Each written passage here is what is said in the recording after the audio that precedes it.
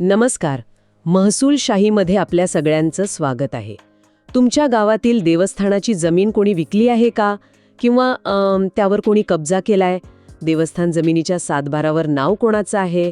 पुजाऱ्याचं की देवाचं? देवस्थान इनाम जमीन म्हणजे नेमकं काय? तिचे प्रकार कोणते? आणि तिचं संरक्षण कसं करायचं हे तुम्हाला माहिती आहे का? आजच्या भागात आपण देवस्थान इनाम जमिनीबद्दल सगळं काही जाणून घेणार आहोत. हो, अगदी. तिचे प्रकार, कायदेशीर पुरावे, पुजाऱ्यांचे आणि कुळ्यांचे हक्क काय आहेत आणि सर्वात महत्त्वाचं म्हणजे या जमिनींवरचा गैरवापर कसा थांबवायचा. आणि हो, अशीच कायदेशीर आणि महत्त्वाची माहिती तुम्हाला नेहमी हवी असेल तर आपला महसूलशाही चॅनल लगेच सबस्क्राईब करा. इथे आम्ही कोणताही सल्ला देण्यासाठी शुल्क घेत नाही, हे लक्षात घ्या. आणि हा व्हिडिओ शेवटपर्यंत नक्की बघा, कारण मध्येच आपण देवस्थान जमिनीच्या संरक्षणासाठी एक स्टेप बाय स्टेप चेकलिस्ट देणार आहोत, जी खूप उपयोगी पडेल. परवाच मला विदर्भातल्या एका छोट्या गावातून सुरेश रावांचा फोन आला होता. त्यांच्या गावातील देवीच्या मंदिराची 4 एकर जमीन एका पुजाऱ्याने बिल्डरला विकली होती. अरे रे. हो, गावकरी अगदी हवालदिल झाले होते. त्यांना महसूलशाही चॅनलवरचा आपला एक जुना व्हिडिओ सापडला. त्यांनी आम्हाला संपर्क केला आणि आम्ही दिलेल्या माहितीच्या आधारे त्यांनी तहसीलदाराकडे अर्ज केला. आणि काय झालं मग? आज ती जमीन परत देवीच्या नावावर झाली आहे. खूपच छान. बघा, योग्य माहिती किती महत्त्वाची असते.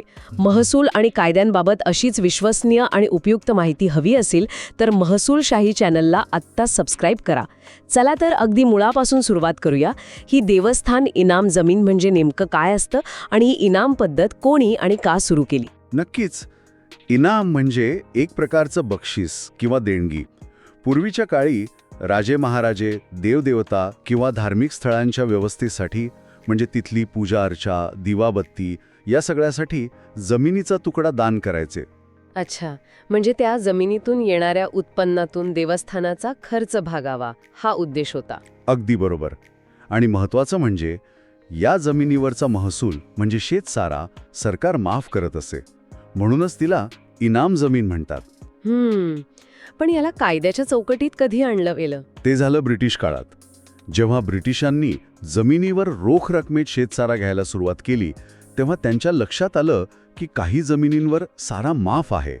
मग याची चौकशी करण्यासाठी त्यांनी 1852 साली the rent free estate act आणला आणि इनाम कमिशनर नेमले. इनाम कमिशनर? हो, ज्या जमिनींचं उत्पन्न धार्मिक किंवा धर्मदाय कामासाठी वापरलं जात होतं त्यांना इनाम वर्ग 3 मध्ये टाकण्यात आलं.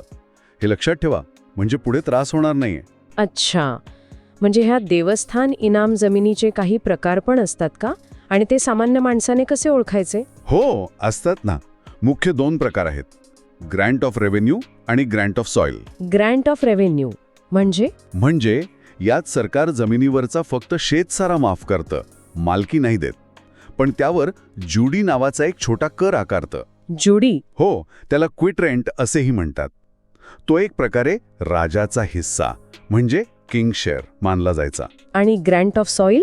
ग्रँट ऑफ सॉइल म्हणजे राजा किंवा संस्थानिक जमिनीवरील सर्व हक्क, दगड, माती, झाडझुडपं यांसकट देवस्थानला बहाल करतात. यावर कोणतीही जुडी आकारली जात नाही. पण हे ओळखायचं कसं? त्यासाठी सगळ्यात महत्त्वाचा पुरावा म्हणजे जमिनीची सनद. सनद? आणि समजा सनद नसेल तर लँड ॲलिनेशन रजिस्टर बघावं. त्यात जुडी आकारल्याची नोंद असेल तर ती रेव्हेन्यू ग्रँट आणि नसेल तर सॉइल ग्रँट समजावी. आणि या रजिस्टरला कायद्यात किती महत्त्व आहे? खूप जास्त. इथे एक क्लिक फॅक्ट सांगतो. महाराष्ट्र जमीन महसूल अधिनियम 1966 कलम 75 नुसार या लँड ॲलिनेशन रजिस्टरला मालकी हक्काचा पुरावा मानला जातो. वाह, म्हणजे हा एकच कागद खूप महत्त्वाचा आहे. बरं, एक मोठा गैरसमज आहे लोकांमध्ये की देवस्थानची जमीन म्हणजे सरकारी जमीन, त्यावर सरकार कधीही ताबा घेऊ शकतं. यात कितपत तथ्य आहे? हा पूर्णपणे गैरसमज आहे. देवस्थान इनाम जमिनीची मालकी संबंधित देवस्थान किंवा देवाची असते, सरकारची नाही. अच्छा. सरकारने फक्त महसूल माफ केलेला असतो. जोपर्यंत जमिनीचा वापर धार्मिक कार्यांसाठी होतोय तोपर्यंत सरकार ती सवलत काढून घेऊ शकत नाही. उलट 2011च्या शासन शुद्धीपत्रकानुसार शर्तभंग झालाच तर जमीन सरकार जमा न करता मूळ देवस्थानच्या नावे पूर्ववत केली पाहिजे. ही माहिती तर खूपच महत्त्वाची आहे. तुमच्या गावातील देवस्थान जमीन रेव्हेन्यू ग्रँट आहे की सॉइल ग्रँट तुम्हाला माहिती आहे का? कॉमेंट सेक्शनमध्ये नक्की सांगा.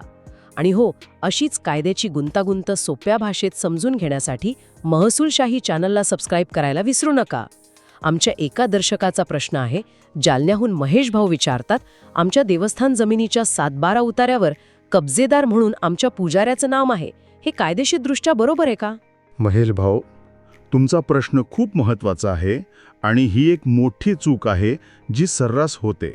माझ्या अनुभवातून सांगतो, हे पूर्णपणे चुकीचं आहे. असं का? कारण मुंबई उच्च न्यायालयाच्या रीट याचिका क्रमांक 1811/2019च्या निकालानुसार देवस्थान जमिनीचा मालक फक्त देव किंवा देवस्थान असतो. म्हणजे पुजारी, महंत, विश्वस्त? हो, हे सगळे फक्त व्यवस्थापक म्हणजे मॅनेजर असतात, मालक नाहीत. मग 7-12वर नोंद कशी असायला हवी? पक म्हणून नोंदवावे हे लक्षात ठेवा, म्हणजे पुढे वाद निर्माण होणार नाहीत. आता कुळांबद्दल बोलूया. देवस्थानी जमिनीमध्ये जर एखादं कुळ अनेक वर्षांपासून जमीन कसत असेल तर त्याला ती जमीन विकत घेता येते का? कसेल त्याची जमीन हा कायदा इथे लागू होतो का? नाही, अजिबात नाही. महाराष्ट्र कुळ वहिवाट व शेतजमीन अधिनियमाचे कलम 88(1)(अ) हे देवस्थान इनाम जमिनीला लागू होत नाही. म्हणजे कुळाला कलम 32(ग) नुसार जमीन विकत घेण्याचा हक्क मिळत नाही. पण मग त्या कुळाच्या हक्कांचं काय, ज्यांची तिसरी पिढी कदाचित जमीन कसत असेल? त्यांचा वहिवाटीचा हक्क वंशपरंपरागत कायम राहतो, पण त्यांना ती जमीन विकता किंवा गहाण ठेवता येत नाही. ते फक्त संरक्षित कुळ असतात. एक गंमत सांगू का? लोकांमध्ये असा एक समज आहे की पुजारी मरण पावला की देवस्थानाची जमीन त्याच्या 4 मुलांमध्ये वाटली जाते. हे खरं आहे का? अजिबात नाही. हा तर कायद्याचा अपमान आहे. देवस्थान जमिनीचे कोणत्याही परिस्थितीत वाटप किंवा विभागणी करता येत नाही. मग वारसा हक्काचं काय? इथे वैयक्तिक वारसा हक्काऐवजी पदामुळे मिळणारा उत्तराधिकार हे तत्व लागू होतं. म्हणजे जो प्रत्यक्ष पूजा अर्चा करतो तोच व्यवस्थापन पाहतो. एकापेक्षा जास्त वारस असतील तर पूजेसाठी आणि वहिवाटीसाठी पाळी पद्धत ठरून दिली जाऊ शकते, पण जमिनीचे तुकडे पाडता येत नाहीत. म्हणजे व्यवस्थापनाची पाळी लावता येते, जमिनीची वाटणी नाही. भारीच. ही टीप ऐकल्यानंतर तुमच्या गावातील 7-12 तपासणार का? नक्की तपासा आणि काही अडचण आल्यास कमेंट करा. महसूलशाही तुम्हाला योग्य माहिती देण्यासाठीच आहे. चॅनलला सबस्क्राईब केलं नसेल तर लगेच करा. समजा एखाद्या देवस्थानाची जमीन कोणीतरी बेकायदेशीरपणे विकली असेल किंवा त्यावर अतिक्रमण केलं असेल, तर गावकऱ्यांनी किंवा भक्तांनी काय करायला हवं? नक्कीच. यासाठी एक सोपी प्रक्रिया आहे. यासाठी शासनाने 30 जुलै 2010 रोजी एक परिपत्रक काढलं आहे. चला स्टेप बाय स्टेप बघूया. हो, सांगा. स्टेप 1, पुरावे गोळा करा. सर्वात आधी जमिनीचे सर्व 7-12 उतारे आणि फेरफार नोंदी काढा. ठीक आहे. स्टेप 2, नावे तपासा. कब्जेदार सदरी देवस्थान सोडून इतर कोणाची नावे आहेत का ते तपासा. ती नावे कोणत्या फेरफारानुसार आली ते शोधा.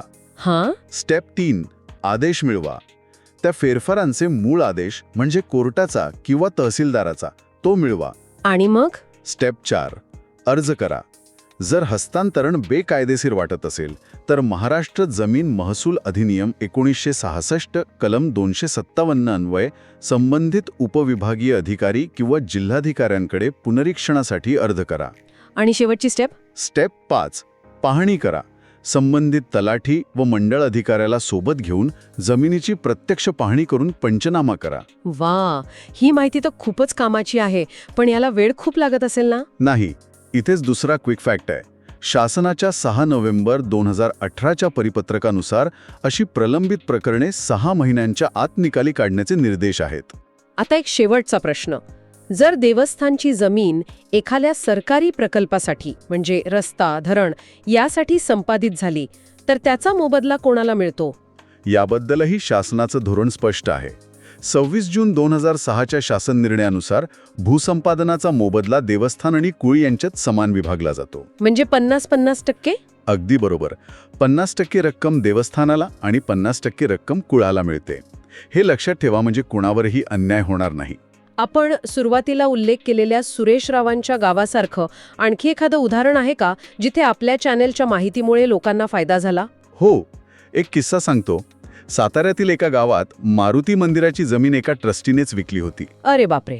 तिथल्या तरुणांनी आपल्या महसूलशाही चॅनलवरचा व्हिडिओ पाहिला त्यांनी माहितीच्या अधिकारात सर्व कागदपत्रे काढली आणि 2010च्या शासन परिपत्रकाचा आधार घेऊन जिल्हाधिकाऱ्यांकडे तक्रार केली. मग 6-7 महिने प्रकरण चाललं, पण अखेर तो व्यवहार रद्द झाला आणि जमीन परत मारुतीच्या नावे झाली. माहितीच्या जोरावरती केली आम्ही मात, असं ते तरुण आजही सांगतात. वा, भारी माहिती दिलीत. हे ऐकून खरंच खूप समाधान वाटतं. तर आज आपण पाहिलं की देवस्थान इनाम जमिनीचा मालक देव असतो, पुजारी किंवा व्यवस्थापक नाही. बरोबर, या जमिनी विकता येत नाहीत किंवा वाटून घेता येत नाहीत. आणि सर्वात महत्त्वाचं म्हणजे बेकायदेशीर हस्तांतरण झाल्यास 2010च्या शासन परिपत्रकाचा वापर करून तुम्ही कायदेशीर लढाई लढू शकता. एक गोष्ट लक्षात ठेवा, सरकार योजना आणते, पण खरी ताकद तुमच्या हक्कासाठी जागरूक राहण्यात आहे. देवस्थानाची संपत्ती ही आपली सामूहिक ठेव आहे. तिचं रक्षण करणं हे आपलं सर्वांचं कर्तव्य आहे. तुम्हाला महसूल आणि कायद्यांबाबत असंच सोप्या भाषेत मार्गदर्शन हवंय, मग आपला महसूलशाही यूट्यूब चॅनल तुमच्यासाठीच आहे. आत्ता सबस्क्राईब करायला विसरू नका. तुम्हाला पुढच्या भागात कोणत्या विषयावर माहिती हवी आहे हे आम्हाला कमेंट करून नक्की सांगा. हो, आम्ही नक्की त्यावर काम करू. पुढच्या भागात आपण जाणून घेणार आहोत वतन जमिनी आणि त्यांचे प्रकार याबद्दल. अधिक माहिती आणि चर्चेसाठी आमच्या व्हॉट्सॲप आणि टेलिग्राम ग्रुपमध्ये नक्की सामील व्हा. लिंक डिस्क्रिप्शनमध्ये दिली आहे. हा व्हिडिओ आपल्या गावातल्या व्हॉट्सॲप ग्रुपमध्ये जरूर फॉरवर्ड करा, जेणेकरून ही महत्त्वाची माहिती सर्वांपर्यंत पोहोचेल. आपणही कोणाची तरी मदत करून आशीर्वाद कमवा. व्हिडिओ कसा वाटला कमेंट करून नक्की कळवा. आवडला असेल तर लाईक आणि शेअर करा. आज इथेच थांबूया. लवकरच भेटू पुढील भागात. धन्यवाद. जय महाराष्ट्र.